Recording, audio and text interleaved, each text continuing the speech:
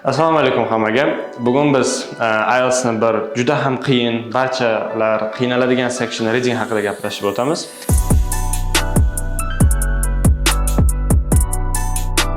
Demak, IELTS nimaligini ko'pchilik bilsa kerak va ko'pchilik reading va listeningdan yuqori ball olib bilishni ham biladi. Lekin bu haqiqatan ham shunaqami? Demak, IELTSning readingi 3 ta passagedan iborat bo'lib, overall umumiy berilgan bizning vaqtimiz bu 1 soat. 1 soatda 3 ta passage, ya'niki 3 ta katta tekstni o'qib, 40 ta savolga javob berish juda ham qiyin tuyulishi mumkin. Lekin agar bir xil strategiyalarni bilsangiz, yetarlicha vocabularingiz bo'lsa va yetarlicha practice, ya'niki bu narsani bajarib ko'rgan bo'lsangiz, siz bemalol xohlagan rezultatingizni olib chiqib bilasiz. Demak, bu darsda nima haqida o'rganamiz? Bu darsda o'zi aslida reading nimaligi, har bitta sectionga o'ziga mos muammolari va savollari va oson yo'llari va bir ikkita strategiyalarni tushuntirib o'tamiz. Bu bizning 3 ta videomizdan birinchisi bo'lib, bugun biz reading passage 1, ya'niki birinchi passage haqida gaplashib o'tamiz. Demak, IELTSning readingini o'zi ko'pchilik biladiki, qiyin bo'ladi, chunki ko'pchilikni yetarlicha tushunchasi yoki yetarlicha vokabularisi, ya'ni so'z boyligi yo'q. Lekin bundan ham kattaroq muammo shundaki, so'z boylik emas, ammo sentence structure, ya'niki gapni shunaqa bo'ladi, ko'pchilikda o'qiydi, har bitta so'zni biladi, lekin gapning ma'nosini yetib tushunib bilmaydi. Mana shu muammo eng boshlang'ich IELTSga tayyorlanadiganlar uchun eng katta muammolardan biri hisoblanadi. Demak, boshqa muammolar skimming va scanning strategiyalari ko'pchilik o'qituvchilar buni maslahat beradi. Lekin men sizga aytishim mumkinki, boshidan skimming, scanning bu narsa agar siz IELTSda 7 va 7,5 oladigan va undan yuqori olmoqchi bo'lsangiz, skimming, scanning haqida unutsangiz ham bo'ladi. Chunki siz IELTS readingni boshidan oxirigacha o'qishingizga to'g'ri keladi. Demak, skimming, scanningni qila olmagandan keyin biz IELTS readingini qanaqa qilib o'qiymiz va nima qilamiz? Bilasizki, IELTS readingida 5 ta, 6 tadan 8 ta, 9 tagacha paragraf, abzas bo'ladi. Va meni strategiyam, o'zim ishlatgan va o'quvchilarimga o'rgatadigan strategiya bo'yicha biz har bitta paragrafni boshidan oxirigacha o'qib chiqishimiz kerak. Endi ko'pchilik nima qiladi? Readingni boshidan oxirigacha o'qib chiqadi va keyin savollarga qaraydi. Savollarni ham birma-bir topishni boshlaydi. Readingni o'zini o'qishingizga 7 minut, 10 minut vaqtingiz ketsa, savollarga ham xuddi shunchalik 10 minut vaqtingiz qoladigan bo'ladi. Lekin bu juda ham ko'p va juda ham sekin. Buni o'rniga nima qilsak bo'ladi? Bu narsa haqida hozir gaplashamiz. Demak, bugungi darsimizni ko'proq practice bilan o'tkazishga harakat qilamiz, chunki shunchaki maslahat berish befoyda, maslahatlar internetda ko'rsangiz ham bo'ladi. Bugun biz bitta Cambridge 15 dan haqiqiy readingni ishlab ko'ramiz va men sizga tushuntirmoqchi bo'lgan strategiyani yo'l-yo'lakay tushunib borasiz. Demak, sizning ekraningizda ham hozir bu reading paydo bo'ladi. Ismi The Return of the Huarango. Demak, reading qo'limizga olishimiz bilan birinchi o'qiladigan narsa bu ismni o'qishimiz kerak. Chunki ismi bizga reading nima haqida ekanligini tushuntirib beradi. Lekin Huarango degan narsani bilmasligingiz, men ham bilmayman masalan, bu problema emas. O'sha uchun darsni o'qib boramiz. The arid valleys of southern Peru are welcoming the return of a native plant. Demak, bu hali readingni o'zi emas, tepasidagi yozilgan bitta gap va bu shu gap bizga barcha readingni nima haqida bo'lishini, ma'nosini ham ochib beradi. Demak, endi readingni o'qishni boshlashimizdan oldin 1 minutdan ham kamroq bo'lsa ham biz qanaqa savol turlari borligini ko'rib chiqishimiz kerak. Demak, birinchi savol turi bu gap filling 1 dan 5 gacha, ikkinchisi ham table completion. Table completion degan table desa so'zlarni yozasiz. Bu ham gap filling deb olsak bo'ladi. Va oxirgisi bu true, false, not given. Barcha kishi yomon ko'radigan va barcha kishi ko'pchilik odamlar qo'rqadigan true, false, not given. Endi boshlashdan oldin yana bitta savolim bor. True, false, not given ga tegishli. True, false va not given. True bilan false oson, yoki ha yoki yo'q. Lekin not given berilmagan. E'tibor berib eshiting. Agar men Daler degan studentni aqlli desam va Sardorbek degan studentni ham aqlli desam tekstda va savolda mana shunaqa savol kelsa, Daler Sardorbekdan aqlliroq. Bu bizda true bo'ladimi, not false bo'ladimi yoki not given bo'ladimi? O'ylab ko'ring. Albatta, bu savolimiz bizda not given bo'ladi. Ya'niki bizga informatsiya berilgan, Dalerning aqlliligi va Sardobekning aqlliligi, lekin kim kimdan aqlli ekanligi berilmagan. Mana shu narsa haqida adashmasligingiz kerak. Xo'p, endi demak, tekstga qaytadigan bo'lsak, birinchi strategiya shundan iboratki, birinchi paragrafni o'qiysiz, boshidan oxirigacha uni tushunasiz, tez o'qishga harakat qilasiz, lekin tezligingiz juda ham sekin bo'lsa, hech xavotirlanmang, chunki sekin-sekin oshib boradi tezligingiz. Bitta paragrafni boshidan oxirigacha o'qiganingizdan keyin siz ikki xil savol tur bo'lsa, ikki xil, uch xil bo'lsa, uch xil savollarni birinchilarini o'qib chiqasiz va o'zingizga savol berasiz. Qani shu birinchi savol turini, birinchi savolga men javobni o'qidimmi, yo'qmi? Va xuddi shu savolni ikkinchisiga berasiz va uchinchisiga berasiz. Masalan, boshladik. Birinchisini o'qiymiz. The south coast of Peru is a narrow 2,000-kilometer long strip of desert squeezed between the Andes and the Pacific Ocean. It is also one of the most fragile ecosystems on Earth. It hardly ever rains there, and the only year-round source of water is located tens of meters below the surface. This is why the huaranga tree is so suited to life there. It has the longest roots of any tree in the world. They trench down 50 to 80 meters. As well as sucking up water for the tree, they bring it into the higher subsoil, creating a water source for other plant life. Endi savollarga qaraymiz. Birinchi turdagi savolimiz gap filling. The importance of huaranga tree.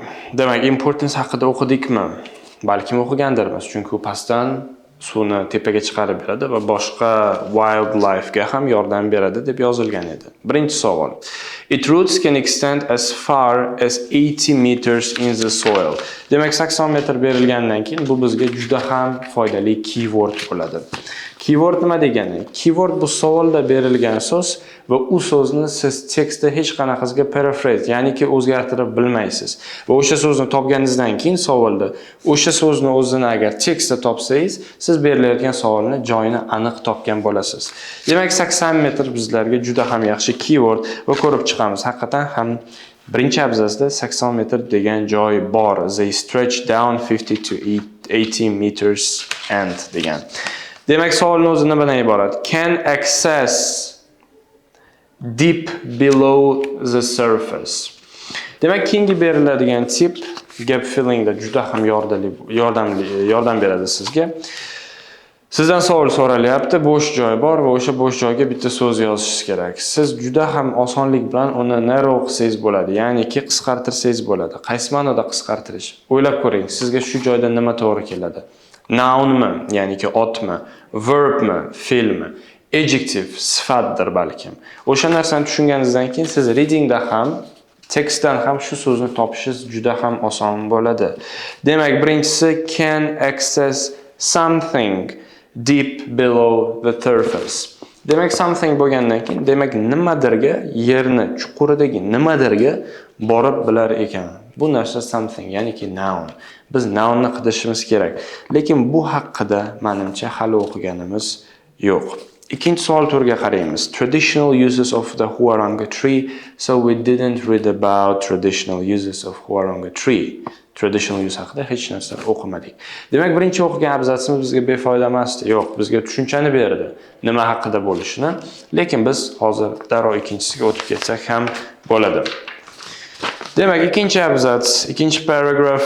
Dr. David Beresford Jones. Ya'ni bitta juda ham sal g'alati bo'lishi mumkin, lekin tip readinglarda odatda qiyin ismlar va qiyin shaharlar, qiyin universitetlarning nomi keladi. Agar sizda savolda shu narsalar so'ralmagan bo'lsa, boshida ko'rib chiqqaningizda ismlar bo'lmasa, siz bu ismlarni o'qishingiz shart emas. O'zingiz vaqtingizni yo'qotib qo'yasiz. O'shaning uchun Dr. David blah blah blah blah blah has been studying the role of the huaranga tree. Ko'rdingizmi? Mana shu blah blah blah deyishingiz bilan siz kamida 15 sekund vaqtingizni asrab qoldingiz, tejab qoldingiz. 15 sekundlikdan 10 ta 15 ta bo'lsa, bu bir necha minutga teng bo'ladi. Demak, Dr. David has been studying the role of the huaranga tree in landscape change in the lower Ica Valley in southern Peru. He believes the huaranga was key to the ancient people's diet, and because it could reach deep water sources, it allowed local people to withstand years of drought when their other crops failed. Demak, shu gapda birinchi savolda kelgan narsaga o'xshash joyni o'qidik. Keyingi tip, keyingi maslahat va keyingi fakt, readingda barcha savollar ketma-ketlikda keladi. Ya'niki barcha savollarning javobi readingda ketma-ketlikda keladi. Birinchi savolni topganingizdan keyin ikkinchisi undan pastda bo'ladi, uchinchisi undan ham pastda bo'ladi, hech tepasida emas. Lekin va juda ham katta lekin, agar bitta gapda ikkita savolning javobi kelib qolgan bo'lsa, bularning ketma-ketligi o'zgarishi mumkin. Va bu narsalar haqida hozir ko'ramiz. Demak, savolga yana qaytadigan bo'lsak, can access something deep below the surface. Va readingdagi joy. He believes the huaranga was the key to the ancient people's diet because it could reach deep water sources. Demak, access so'zi reach so'ziga sinonim bo'lib kelyapti. Va bizga esingizda bo'lsa something kerak edi, ya'niki noun. Deep bu adjective. Water bu yagona noun. Demak, biz waterni key qilib olishimiz mumkin. Va javobni tanlaganingizdan keyin albatta uni qo'yib ko'rasiz gapga, qani ma'nosi keladimi, yo'qmi? Demak, birinchisi can access water deep below the surface. Right? Right. So you read the second one, which says was a crucial part of local inhabitants a long time ago. Local inhabitants, o'sha joyning yashovchilarini nimadirini juda ham muhim qismi edi o'sha paytlarda. Demak, he believes the huaranga was the key muhim qismi to the ancient people's diet, and because it could reach and blah blah blah.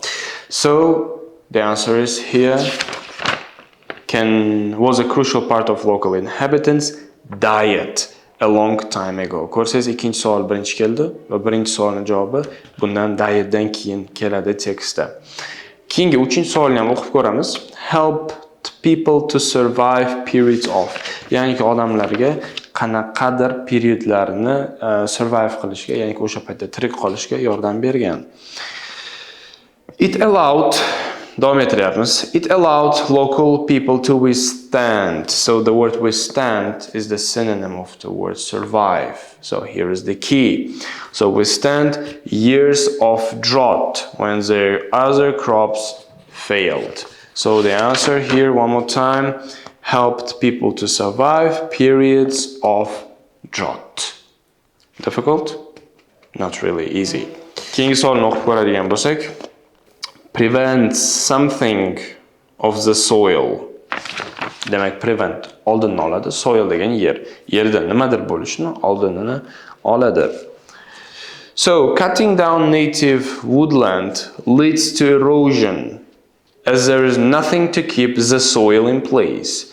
Demak, soil degan so'zni o'qidik va bizning javobimiz shu gapda ekanligini ham bilamiz. Yana bir marta o'qiymiz. Cutting down native woodland leads to erosion as there's nothing to keep the soil in place. So we need something, and this something most probably here is erosion.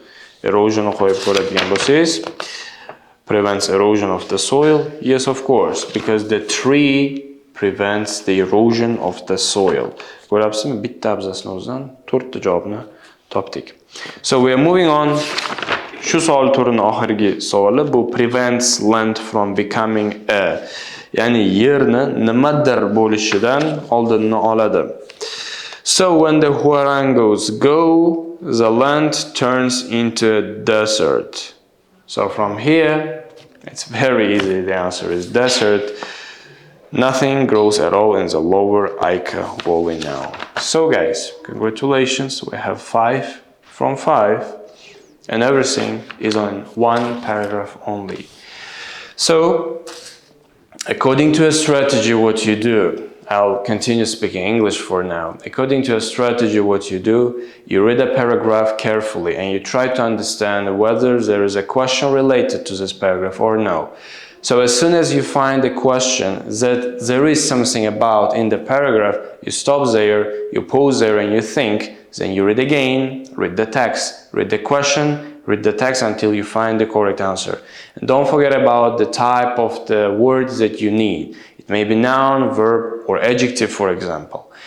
When you identify all of the small keys, it is going to be really easy for you guys to find the answer. However, of course, it may sound easy, but in fact, it is really, really difficult. And the only thing that can help you is, of course, practice. Endi practice deymiz, lekin bir xillar borki, IELTS o'qish kerak, IELTS o'qishi shart, lekin readingni o'qib hech narsani tushunmaydi. Bunaqalar ham bor. Nima qilamiz bu situatsiyada? It is not lost situation. You shouldn't give up here. There is a perfect book that I personally used. I use and I will use in the future. This book is called ELS. Silkasini pastda qoldiramiz, uni sketchat yuklab olsangiz ham bo'ladi. Demak, ELS kitobi nima degani? ELS is a very nice reading book in which you have very small reading of approximately 3 to 4 sentences. Ya'ni 3 dan 4 tagacha gap bo'ladi. Va o'sha 3 ta 4 ta gapdan sizga 20 ga yaqin savol chiqarib beradi. O'zi o'ylab ko'ring, 3 ta gapdan 20 ta savol. Juda ham qiziqarli. Birinchi qilinadigan ish, siz reading qilishni o'rganmoqchi bo'lsangiz, ELS ni yechishni o'rganishingiz kerak. ELS ni ham qila olmaydigan bo'lsangiz, siz ELS ni tarjimasini yozib o'rganishingiz kerak. Ya'niki bizning miyamiz qanaqa, nimani ko'p qilsak, shu narsani yaxshi qiladigan bo'lamiz. Siz tarjimasini qo'lda translator emas, Google переводчик emas, balkim so'zlarni tarjima qilib, o'zingizning tilingizda tarjimasini grammatik to'g'ri qilib yozasiz. Birinchi gapingiz juda ham qiyin bo'ladi. Bu narsa uchun albatta o'qituvchi kerak bo'ladi sizga. Lekin Google переводчикni o'zida ham, ya'niki siz tekstni o'zingiz tarjima qilib yozasiz va Google переводчикka o'sha tekstni yuklaysiz va solishtirib ko'rasiz, qani ma'nosi to'g'ri keladimi, yo'qmi. Va shu narsani qilishingiz bilan siz o'zingizni comprehension, ya'niki tushunishingizni oshirasiz. So as you know guys, comprehension is the key. And another thing for you to tell, don't run after time. Ya'niki 15 minutda qilaman, 20 minutda qilaman, yo'q, unaqa narsani unuting. Boshida 3 soat vaqtingiz ham ketishi mumkin 20 minutlik tekstga. Lekin siz tushunib olishingiz kerak, qayerdan javobni topdingiz va nima uchun o'sha javob ekanligini. Logical reasoning. Ya'niki har bitta topilgan javobni siz logически tushuntirib berishingiz kerak, nima uchun topganingizni. So this is some advice guys that you can use. Xo'p, demak, birinchi paragrafni o'qidik, hech narsani topmadik. Ikkinchi paragrafdan 1 dan 5 gacha bo'lgan savollarning javobini topdik. Endi 6 dan 8 gacha bo'lgan savollar, bu ham gap filling, lekin table completion ko'rinishida kelgan. Traditional uses of huaranga tree, ya'niki huaranganing ishlatilishlari. Part of the tree, savolni o'qiyapman, ya'niki daraxtni qaysi qismi va nima uchun ishlatilishi? Use. Demak, qaysidir qismi fuel, ya'niki yoqilg'uvchi ishlatilar ekan. Bu 6-chi savol edi. 7-chi savol medicine. It is medicine, guys. I don't have to translate word medicine. Yeah. So construction, qurilish. Construction uchun ham nimadir, qaysidir qismlari ishlatiladi. Demak, 6-chi, 7-chi va 8-chi savollar. Endi men sizga hozirdan aytib qo'yish mumkin. 3-chi paragraf, ya'niki for centuries the huaranga tree deb boshlanadigan joydan oxirigacha shu paragrafni the international marketgacha mana shu 3 ta savolni javobi bor. Endi hozir mana shu ekranda chiqqan tekst va ekranda chiqqan savollarni pauzaga qo'yib, o'zingizni bir tekshirib ko'ring va biz hozir davom etamiz. Demak, topgan bo'lsangiz, keling javoblarni o'qiyman. So, for fuel, this is the key question. This is the key sentence here. They grew vegetables under it and ate products made from its seed spots. So it gives you introduction to your question. Its leaves and bark were used for herbal remedies. So herbal remedies is the synonym of the word medicine. What is used for that? Leaves and bark. So the question of the medicine was 7. And as I mentioned you guys before, sometimes you may have questions coming not in order in one sentence, meaning that in the same sentence you'll find the answer for the question number 6. So leaves and bark is used for medicine, and this is the key. Fuel, looking for fuel now. while its branches were used for charcoal for cooking and heating. So cooking and heating is a fuel, and what is used for that? Branches, which is the next answer. So we're going on, and its trunk was used to build houses. So building houses is construction, and what is used for that? The word trunk is coming here. So easy, guys. 2 paragraphs, overall of how many? 8 answers. Jackpot. So guys, now we're continuing, we're going on. And the next thing to tell you today, so sometimes in the reading, you'll face a situation when you see the question 1 to 8 going all the way through the text. Ya'ni ki bu tekstning boshidan oxirigacha boradi. 1-dan 8-gacha bo'lgan savollar. Agar sizning oxirgi 8-chi topgan javobingiz tekstning oxirida kelib qolsa, bu deganiki siz yanada boshidan qaytib, keyingi savol turini boshidan qidirishni boshlaysiz. Ko'pincha reading passage uchta shunaqa bo'ladi. Bitta savol turi butun tekst bilan keladi. Ikkinchi savol turi ham xuddi shunaqa butun tekst bilan keladi va uchinchi savol turi ham xuddi shunaqa butun tekst bilan keladi. Agar siz men hozir tushuntirmoqchi bo'lgan strategiyani ishlatmaydigan bo'lsangiz, bu situatsiyada tekstni 3 marta o'qishingizga to'g'ri keladi. Lekin siz agar bu strategiyani ishlatsangiz, ya'niki birinchi paragrafni o'qib, o'shanda maksimal ko'p javob topsangiz, bir marta o'qishingiz o'zi yetarli bo'ladi. Demak, keyingi savol turi bizda true false not given. Va true false not given ni biz qayerdan boshlaymiz? True false not given bizda 4-paragrafdan boshlaniladi. Demak, true false not given ni bajarilish tartibi qanaqa bo'ladi? Siz albatta har doim true false not given da ikkita savolni o'qib qo'yasiz. Birinchisini va ikkinchisini. Bizning holda bu 9 va 10 savollar. Nima uchun ikkita? Chunki balkim birinchisi not given bo'lib qolsa, siz o'qib ketaverasiz. Uni topaman deb, lekin tekstni oxirigacha ham kelib qolgan bo'lasiz. O'sha uchun always keep in your mind, guys, 2 questions, all right? So first question in true false not given says, local families have told Whaley about some traditional uses of Huarang products.